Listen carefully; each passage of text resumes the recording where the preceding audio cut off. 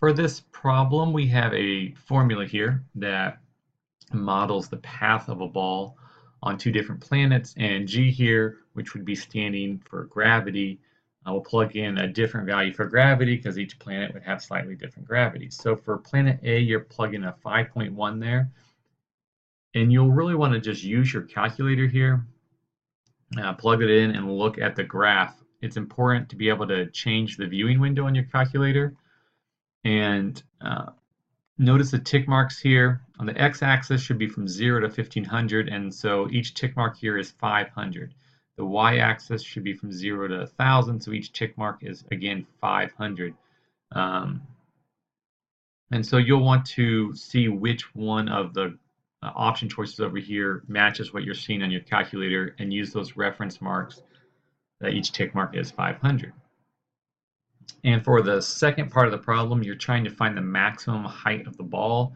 So notice this shape here is a parabola, so the maximum height is at the vertex of the parabola. So one way to find the vertex when it's written like this is to know that the x-coordinate is going to be negative b over 2a. You can also do it by completing the square and solving it that way, writing it in standard form. I'm going to show it with what I just mentioned, using negative b over 2a is the x value of the vertex. So like with all quadratic equations, our value for a is the coefficient that's multiplied by x squared. And so for the original planet, with g being 5.1, our value for a would be that. Our value for b is the coefficient, the number that's multiplied by just the x term. So 19 divided by 11, and c would then be any constant that's added on at the end. We don't have that, and we don't need that for what I'm trying to solve here. So negative b over 2a is the x-coordinate of our vertex. So let's type that in here. Our value for b, we're making that negative, divided by 2 times our value for a.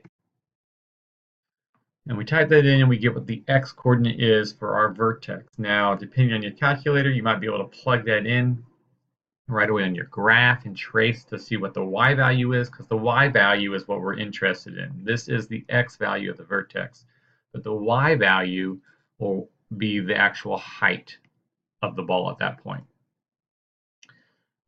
And so we need to plug this x value into this equation, either plug it in and calculate it, or if we can use our graph to do it. I'm going to plug it in here in this video directly into the equation.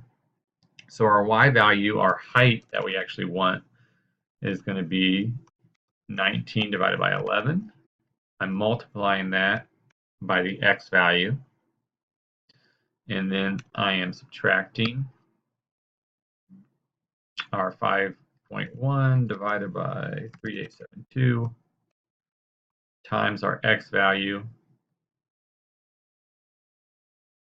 And we're a little bit off the screen there, our x value squared. So type it in your calculator and you will get back the y value for the height of the ball at its highest point, which is the vertex of the parabola. And for planet B, it's going to be the exact same thing, but we're just changing g from what it was for planet A to what it is for planet B.